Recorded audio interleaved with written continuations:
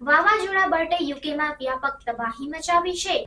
વાવાઝોડા બર્ટે યુકેમાં વ્યાપક તબાહી મચાવી છે, જેમાં નોર્થમ્પ્ટન સૌથી વધુ અસરગ્રસ્ત છે. ભારે વરસાદ અને 80 માઇલ પ્રતિ કલાકની પવનની ગતિએ નદી નેરના કિનારા તૂટી ગયા છે, જેના કારણે વ્યાપક વિક્ષેપ અને નુકસાન થયું છે. પૂર ચેતવણીઓ અને ખાલી કરાવવું.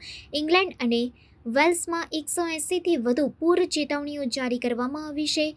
નોર્થમ્પ્ટનમાં વધતા પાણીના સ્તરને કારણે બિલ્ડિંગ અક્વાડ્રોમ હોલિડે પાર્ક ખાલી કરાવવામાં આવ્યું છે. રહીશોને વહેલી સવારે પૂર ચેતવણીઓના સાયરનથી જાગૃત કરવામાં આવ્યા હતા, જેના કારણે તાત્કાલિક ખાલી કરાવવાની કાર્યવાહી કરવામાં આવી હતી. પરિવહન વિક્ષેપ. પૂરના કારણે પરિવહન પર મોટો વિક્ષેપ થયો છે. નોર્થમ્પ્ટન મારફતે તમામ ટ્રેન સેવાઓ સ્થગિત કરવામાં આવી છે. રેલવે ટ્રેક પાણીમાં ગરકાવ થઈ ગયા છે. મિલ્ટન કેન્સ અને રગ્બી વચ્ચેનો વેસ્ટ કોસ્ટ મેઇન લાઇન ખાસ કરીને અસરગ્રસ્ત છે અને પૂરાયેલા રસ્તાઓને કારણે કોઈ રેલ રિપ્લેસમેન્ટ બસ ઉપલબ્ધ નથી.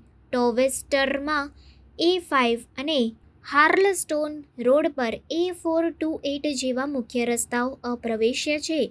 ઘરો અને ઇન્ફ્રાસ્ટ્રક્ચર પર અસર. નોર્થમ્પ્ટનમાં સેંકડો ઘરો પાણીમાં ગરકાવ થઈ ગયા છે અને અનેક ઇમારતો સંપૂર્ણપણે પાણીમાં ગરકાવ થઈ ગઈ છે.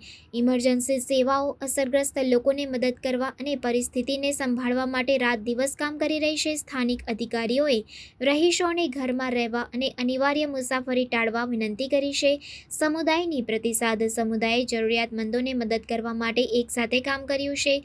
ખાલી કરાવેલા લોકો માટે તાત્કાલિક નિવાસ માટે સ્થાનિક આશ્રય સ્થાનોની વ્યવસ્થા કરવામાં આવી છે. સ્વયંસેવકો પૂરગ્રસ્તોને ખોરાક અને પુરવઠો વિતરિત કરી રહ્યા છે. હવામાન પૂર્વાનુમાન.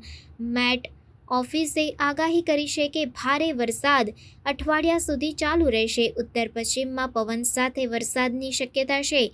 રહીશોને તાજેતરના હવામાન અહેવાલો સાથે અપડેટ રહેવા અને ઇમરજન્સી સેવાઓની માર્ગદર્શિકાનું પાલન કરવા સલાહ આપવામાં આવી છે.